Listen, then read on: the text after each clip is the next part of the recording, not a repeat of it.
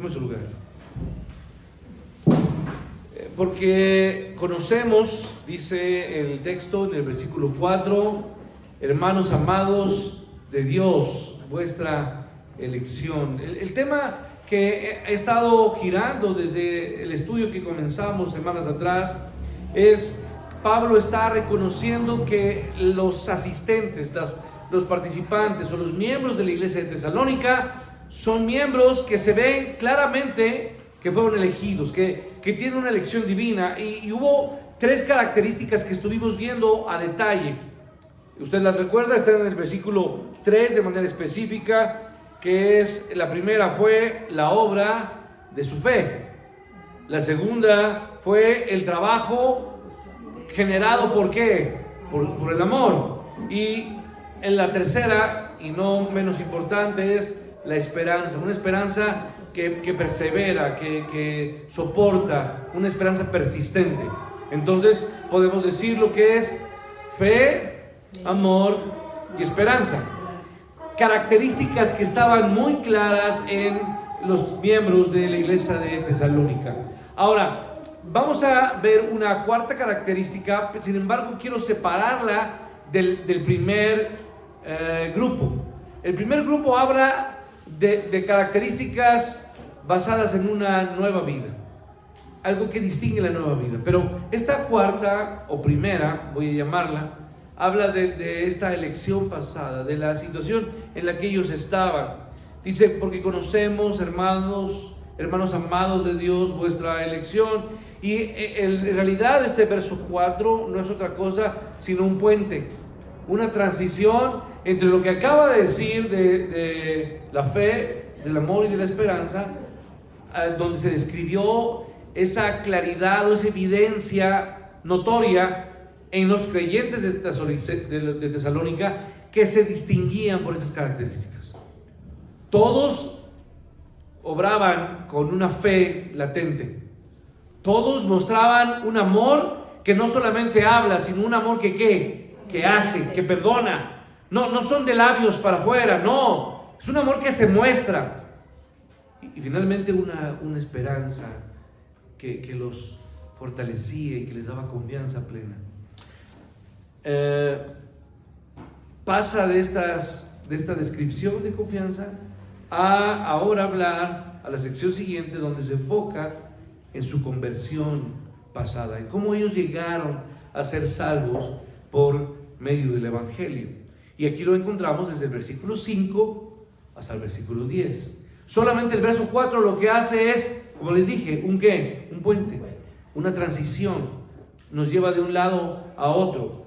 Y comienza a decir Pablo: conocemos.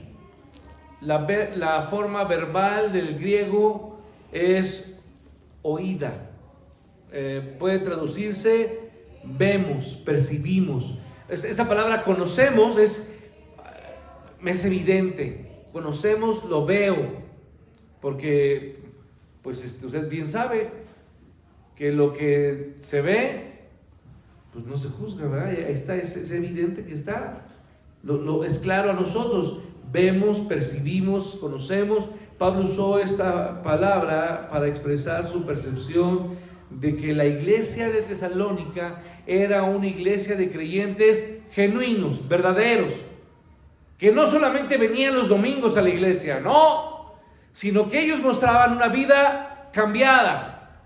Su fe era demostrada en todos los lugares, su amor era evidencia en todo lugar, y su esperanza los mantenía firmes bajo toda circunstancia.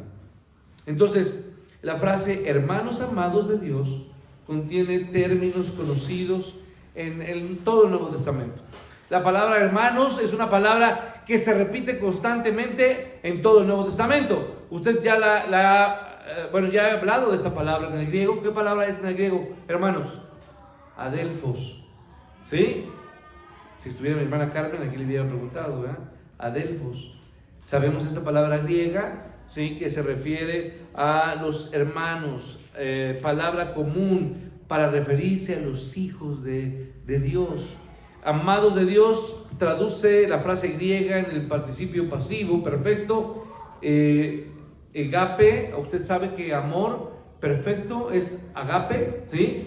Pero en el griego aquí encontramos agape, emenoi, hupo, theu. Hupo es hacia arriba y theu, ¿qué es? Dios, ¿sí? Es un fuerte amor de Dios hacia los adelfos. ¿Hacia quiénes? Hacia los hermanos, ¿sí? Entonces, hermanos amados de Dios, es este amor entrañable, claro, de Dios. Y para explicar que los creyentes son los receptores del amor soberano de Dios, podríamos ir a textos muy claros en el Antiguo Testamento. Vaya rápidamente, acompáñenme al Deuteronomio capítulo 7. 7:7 de Deuteronomio, por favor, en sus Biblias. Deuteronomio 7:7.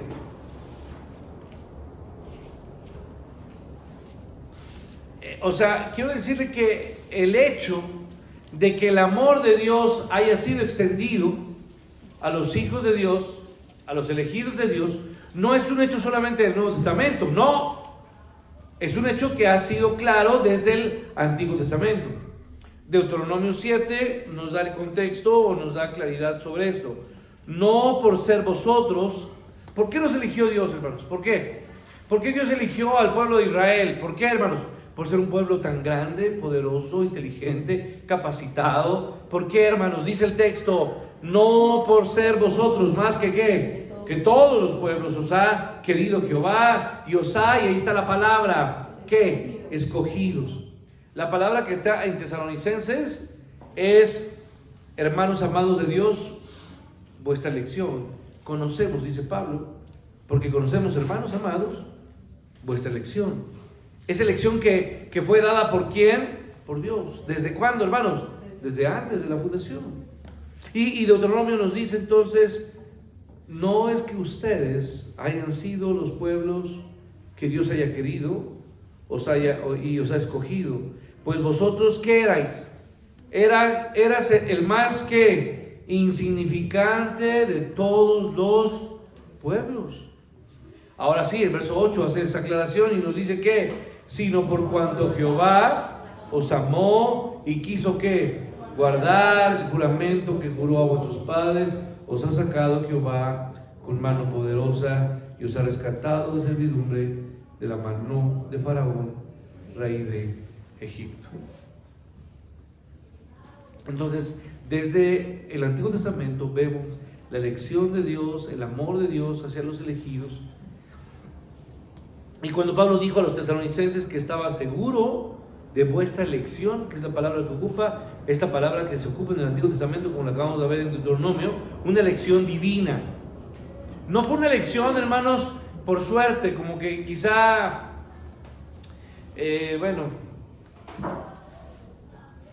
creo que ser escogido a la suerte como que no habla muy bien, ¿verdad? Es como cuando uno jugaba en la calle y formaban dos equipos y los dos buenos del equipo, los dos más buenos empezaban a seleccionar a los equipos y a los que éramos malos pues no seleccionaban, y ya cuando habían seleccionado a los buenos pues dice, bueno, ¿tú a quién quieres? Pues me voy a echar un volado a ver, y a mí me escogían por volado, ¿no? Por no ser bueno. Bueno, hermanos, es así, parecería que fue así. Nosotros no teníamos nada digno, nada de qué gloriarnos. Y así fue, pero Dios hizo una elección divina, es lo que vemos, una elección divina. Esta palabra elección de Tesalonicenses la podemos ver en muchos pasajes, quiero ir a algunos solamente, y si me acompañan rápidamente, Lucas 18, por favor, si puede alcanzarme, bien, si no yo voy diciéndole los textos, Lucas 18, Romanos 8, Colosenses 3, primero, Lucas 18, 7, ¿y acaso Dios no hará justicia a quién? A sus escogidos, que claman día y noche. Está hablando de la palabra que dijimos, elegidos, escogidos de Dios. Romanos 8:33, ¿quién acusará a los qué? A los escogidos de Dios, santos y amados. ¿Quién acusará a los escogidos de Dios? Dios es el que los justifica. Y finalmente Colosenses 3, verso 12, dice la Escritura, vestíos pues como escogidos de Dios, santos y amados, de entrañable misericordia, de benignidad, de humildad, de mansedumbre, de paciencia.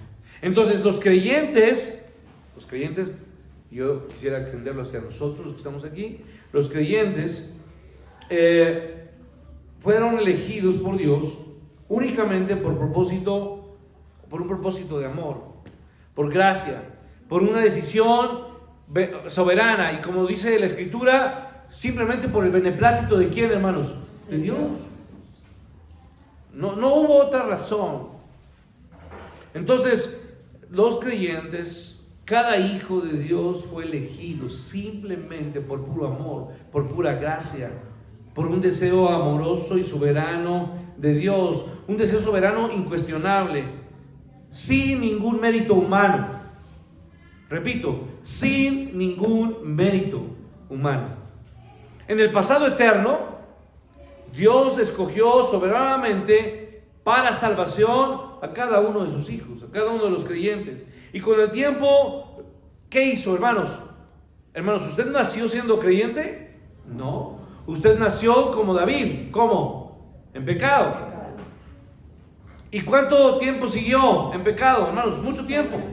No sé cuánto tiempo. Usted sabe en el momento que Dios le llamó. Pero mucho tiempo de su vida estuvo siendo revolcado, arrastrado, pisoteado, vejado, humillado. Y usted simplemente se dejaba usar por el pecado. Fue así que en pecado, en algún momento Dios en su gracia y en su tiempo y en su momento, Dios nos trajo a sus pies. Amén. Dios nos trajo a sus pies de una forma hermosa, de una forma que Él buscó de muchas maneras y nos atrajo a Él, como lo dice, con lazos de amor. Entonces fue así que Dios nos trajo, nos escogió, nos llevó por la obra del Espíritu Santo a sus pies. Ahora, para mí es importante que podamos ver que hay diferentes pasajes donde vemos que la obra del Espíritu Santo, es la que nos llevó a los pies de Cristo. Porque es el Espíritu Santo el que nos convence ¿de qué? De pecado, de justicia y de juicio. Entonces, puedo ir usted rápidamente a Juan 6, otros tres pasajes que nos pueden llevar a entender esto, a la elección soberana, a la escogencia de Dios hacia cada uno de nosotros. Dios nos escogió para salvación y nos llevó a Él, a sus pies, a sus brazos. Él nos llevó por la obra del Espíritu Santo. Juan 6:37, ¿qué dice el texto? Juan 6:37, todo lo que el Padre me dará, vendrá a mí, y el que a mí viene, no le echo fuera. Entonces, ¿quién nos llevó? El Padre, ¿a través de quién? El Espíritu Santo. ¿Nos llevó a quién? Al Hijo. Fíjese, el Padre, de manera soberana, usando el Espíritu Santo, hizo que fuéramos llevados a los pies de quién? De Cristo. Exactamente. La Trinidad toda está aquí. El deseo, el beneplácito del Padre, la acción de quién? Del Espíritu Santo, es la que nos llevó a Cristo, nuestro Señor y Salvador. Nos llevó a Cristo. Romanos 9, por favor, Romanos 9, un texto muy conocido, muy duro para muchas personas, hermanos. No es el que quiere. ¿Quién está aquí, hermanos? ¿Quién quiso venir a Cristo, hermanos? A ver, levante su mano. ¿Quién quiso venir a Cristo? Ninguno. Nadie de ustedes escogió a Dios. Mentira. No, Él nos escogió. No fuimos nosotros. Nosotros solamente escogíamos pura, ¿qué, hermanos? Pura basura. Pura porquería, hermanos. Peor que los pepenadores, hermanos. Escogiendo en la basura. Escogiendo cosas inservibles. ¿Cuánto tiempo de nuestra vida fue, ¿qué, hermanos? Tirado a la miseria, a la porquería. Nuestros ojos, nuestros pasos, nuestros corazones, nuestros sentimientos, nuestro cuerpo fue entregado a cosas vanas. Nuestra vida fue puesta en el lodo y en la porquería. Eso fue lo único que pudimos escoger. Pero Dios, con su gran amor, nos escogió. Él fue el que nos escogió. Y por eso Romanos nos dice, pues a Moisés dice, tendré misericordia de quién, hermanos? del que yo tenga misericordia. Y me compadeceré de quién, del que yo me compadezca. Así que no depende del que quiere, ni del que corre, sino de Dios que tiene misericordia. ¿Por qué estamos aquí, hermanos? Por misericordia, por gracia de Dios. Ciertamente, hermanos, y me da, o quizá a algunos podría darles un poquito más de coraje, y ese ratito me decía mi hermana Elpidia, de repente como que Dios es más generoso con otros, ¿no? ¿Y podemos cuestionarlo? No. Pero ciertamente, quizá muchos de nosotros no hemos tenido que llegar a lugares tan, ¿qué, hermanos? Tan bajos. O no hemos perdido algo tan fuerte, de mucho dolor. Y eso ha sido por misericordia de Dios, porque no lo mereceríamos. No se trata entonces de que pidamos justicia. Se trata de que unos han tenido más misericordia, o Dios ha tenido más misericordia de unos que con otros. ¿Sí? Ahora, 1 Corintios capítulo 1, verso 9, dice el texto: fiel es Dios, por el cual fuiste llamados a la comunión con su Hijo Jesucristo, nuestro Señor. Entonces, hermanos, Dios en su beneplácito nos llevó al Hijo por medio del Espíritu Santo, y todo aquel que fue dado por el Padre simplemente le pertenece a su Hijo, y nadie puede separarlo del amor de Dios, ¿sí? Y no se trata del que corre o del que quiere, sino se trata del que simplemente Él quiso tener misericordia de él, ¿sí? Y fiel es Dios, por el cual fuimos llamados, escogidos, tomados. Ahora, entonces Jesús inclusive le dijo a sus discípulos, y quiero que vayan, Juan 15, por favor, ese sí quiero que lo subraye. Si no lo tiene ahí en su Biblia, subráyelo, por favor. Juan 15, 16, ¿qué dice el texto, por favor? Dice así la Escritura: no me elegiste, ¿vosotros a quién? Vosotros a mí, sino que yo os elegí a vosotros y os he puesto para que llevéis fruto. Vayáis y llevéis ¿qué? Fruto. Entonces, hermanos, el Padre, el Hijo y el Espíritu Santo no solo eligieron a los apóstoles, a los 12, no fueron solamente quienes eligieron a ellos. También el Padre, el Hijo y el Espíritu Santo eligieron a qué, hermanos, a todos los creyentes, a todos los hombres, mujeres, niños, ancianos que han creído en toda la historia de la humanidad. ¿Sí? La Trinidad en su conjunto fue la que eligió de manera soberana y la que logró que cada hombre, cada mujer llegara a los pies de ¿quién, hermanos? De Cristo. Y le llamara, ¿cómo, hermanos? Salvador y Señor. Eso es lo más grande que pudo haber hecho Dios por nosotros. Llevarnos de la miseria a la luz, de las tinieblas ¿a dónde? A su luz admirable. Entonces, Juan 17, y quiero que tengamos esto. Jesús oró allí en Juan 17, esa oración única, y yo llamaría una oración sacerdotal. ¿Qué hace un sacerdote? ¿Qué hace? Intercede. Bien. Eso es lo que es un sacerdote. El sacerdote se para en medio. O sea, Dios está aquí. Miren, Dios está aquí. Aquí está el sacerdote y aquí está el pueblo. Dios iba a ejecutar un juicio ¿sobre quién? Sobre el pueblo. Y el sacerdote se para y le dice: Señor, ten misericordia, ten piedad. No lo hagas, no ejecutes juicio. En ese momento el sacerdote, ¿quién es, hermanos? Jesucristo. Y él está orando en esta oración a su Padre, pidiendo intercesión por nosotros. Y le dice, verso 9, por favor, ¿me acompaña? Yo ruego, 17:9, yo ruego por ellos, no ruego por el mundo. Entonces, a ver, hermanos, por eso yo le digo, hermanos, no ore y diga, Dios bendice a todo el mundo. No. ¿Sí? Ruego por ellos, por tus hijos, por los que elegiste, por los que me has dado. ¿sí? Oro por ellos.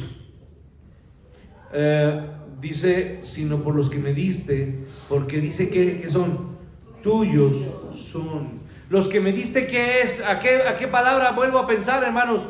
Elegidos, ¿sí? Escogidos, llamados, puestos, dados por el Padre. Esos son los elegidos, los que tú me diste. Y como lo sugiere en la primera carta de Pablo a Tesalonicenses, regresamos, la voluntad del hombre participa en la respuesta a la incitación de Dios, a la incitación divina. Así el evangelismo verdadero, hermanos, es un llamado siempre, hermanos. ¿A qué nos llama el evangelismo, hermanos? Al arrepentimiento y a la fe. Los dos factores importantes. Para que una persona sea salva, ¿qué se necesita, hermanos? Arrepentimiento y ¿qué? Y fe. Arrepentimiento y fe. Dios nos llama, el Espíritu Santo nos lleva y nos convence del pecado, de justicia y juicio, y el Espíritu Santo toca y nos redarguye y nos jala y nos dice, entiende, Dios te está ¿qué? Hablando. Dios está hablando en tu corazón. Y entonces en respuesta, el creyente tiene que responder de una sola manera: arrepentimiento y fe. Ahora, hermanos, voy a terminar con esto. La conversión pasada de los tesalonicenses, versos 5 al 10, la certeza de Pablo sobre la elección es clara. ¿A Pablo le queda duda de que ellos son creyentes? No, está muy claro. Los ve como creyentes. Los ve con una fe poderosa, una fe que obra. Los ve con un amor que los hace trabajar, ¿sí? Y los ve con una fe, una esperanza que firme. Pero ahora, pensando en esto y siendo claro que son creyentes y que son elegidos de Dios, podemos ahora notar en los versos 5 en adelante que el apóstol expone confiadamente las razones para afirmar la salvación de ellos. La primera razón, y aquí me voy a quedar, verso 5, por favor, lea conmigo el verso 5. Dice el texto: pues nuestro evangelio no llegó a vosotros en palabras, sino también en ¿qué, hermanos? En poder. A ver, hermanos, la evidencia clara, una evidencia clara de nuestra conversión es que lo que antes no podíamos, ahora lo podemos ¿en quién? En Cristo. Antes éramos atados, esclavos del pecado, pero Dios nos libertó con poder. Y ahora tenemos nosotros, hermanos, y dice la Escritura, y el poder no se enseñoreará más ¿quién, hermanos? Más de vosotros. Fuimos salvos en poder. Hay poder ¿en quién, hermanos? En Jesús. Él es el poder que vence el pecado. Su muerte venció a la muerte. Amén. Su muerte venció a la muerte. Entonces esto es algo real y es muy claro. El evangelio no llega solamente a través de ¿qué, hermanos? De palabras, sino llega en poder. Poder traducido en vidas ¿qué, hermanos? Cambiadas, transformadas, renovadas, diferentes. Porque antes era esto, pero ahora en Cristo soy ¿qué? Soy esto. Amén. Eso es lo que hace el evangelio. Lo que hace el poder de Dios y el poder del Espíritu Santo. Entonces, el primer indicador pasado, o el cuarto, mencionando los otros tres, de la conversión de los tesalonicenses, certificaba la autenticidad de su elección basado en el poder divino revelado cuando se les predicó el evangelio. A ver, hermanos, quiero que esto quede muy claro.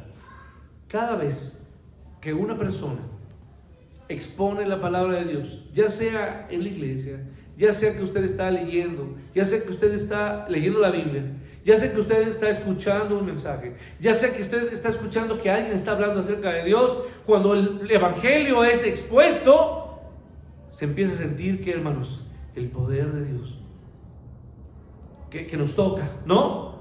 Que está tocando lo más profundo de qué, hermanos, de nosotros, de nuestras entrañas. Es el poder que está obrando y el poder que me hace decir: Señor, yo quiero seguirte. Tú me has amado, tú me elegiste a mí y yo no tengo nada que darte, pero quiero seguirte, Dios. Quiero caminar contigo.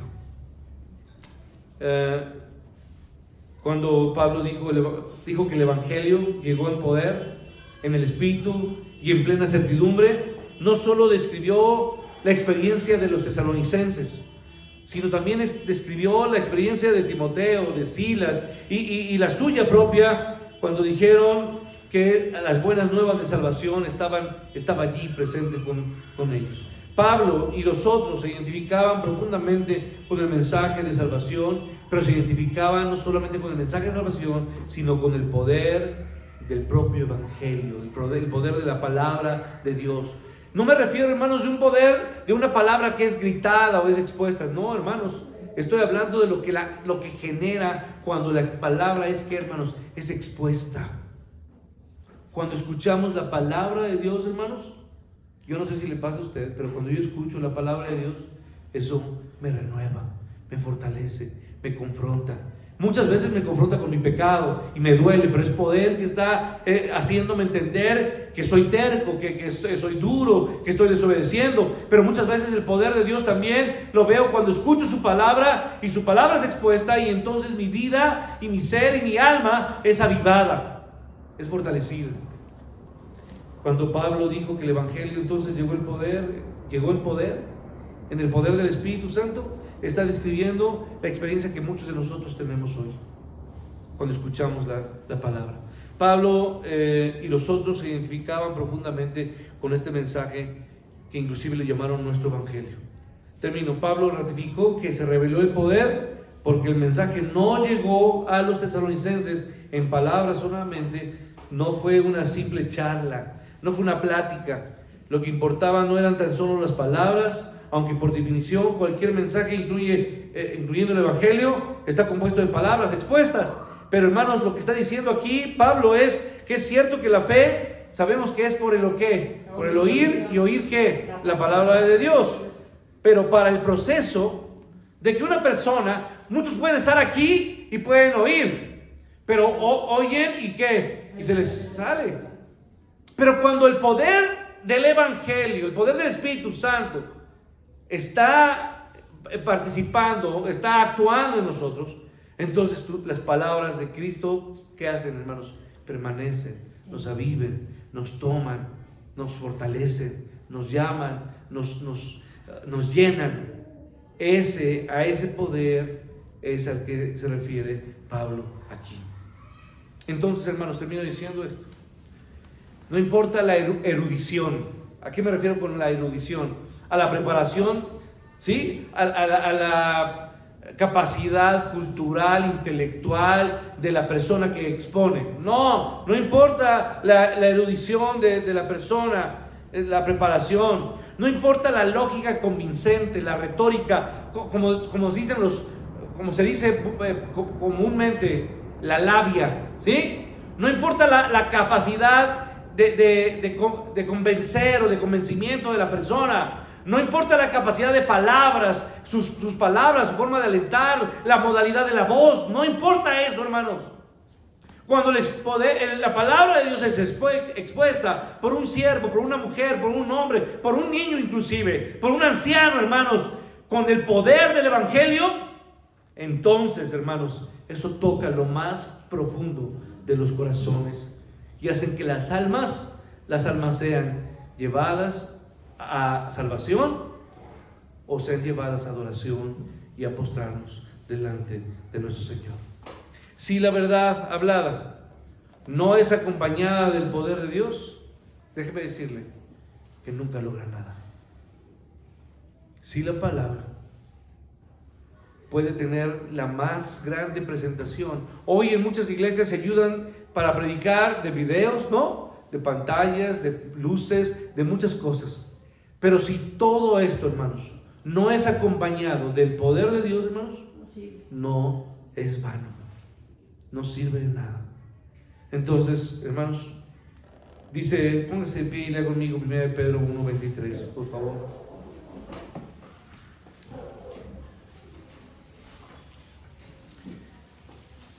Cuando el Evangelio es expuesto, entonces, hermanos, con ese poder de Dios, entra a cada corazón, entra al alma, que ha sido un alma que ha sido cultivada. ¿Qué quiere decir, hermanos, por el Espíritu Santo? Preparada. Donde el Espíritu Santo ya la preparó. ¿Sí me explico? Sí. Para que esa palabra y la semilla entre y caiga en buena, ¿qué, hermanos? Tierra. En buena tierra.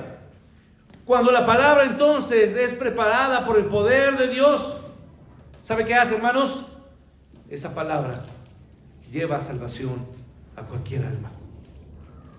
Dice la Escritura, vean conmigo, verso 23, siendo renacidos, no de simiente, ¿qué, hermanos? Corruptible. Me tengo aquí, hermanos, nadie que es un creyente, que es un hijo de Dios, ha nacido, hermanos, simplemente de cosas que se acaban, de cosas temporales. El que es de Dios, hoy es de Dios y siempre será de Él. Salvo, siempre salvo. No es algo que se acaba, no es algo que simplemente se perdió, que dejó de gustarle, que se desanimó simplemente. No, Él permanece, porque es una doctrina y una enseñanza que tenemos en la Biblia. La perseverancia de qué, hermanos? De los santos. Entonces, siendo renacidos no de simiente corruptible, sino de qué? De incorruptible, por la palabra de qué, hermanos? De Dios, que vive y permanece. Esa palabra la palabra, hermanos, no es otra cosa, sino es Dios mismo. Él es la palabra. Él es la palabra de verdad, que vive y permanece para siempre. Y luego dice el verso 24, porque toda carne es como la hierba, y toda la gloria del hombre como ¿qué? Como la flor de la hierba. ¿La hierba qué hace? Se seca y la flor se cae, mas la palabra del Señor permanece para siempre. Y esta es la palabra que por el Evangelio os ha sido anunciada. Dios le bendiga.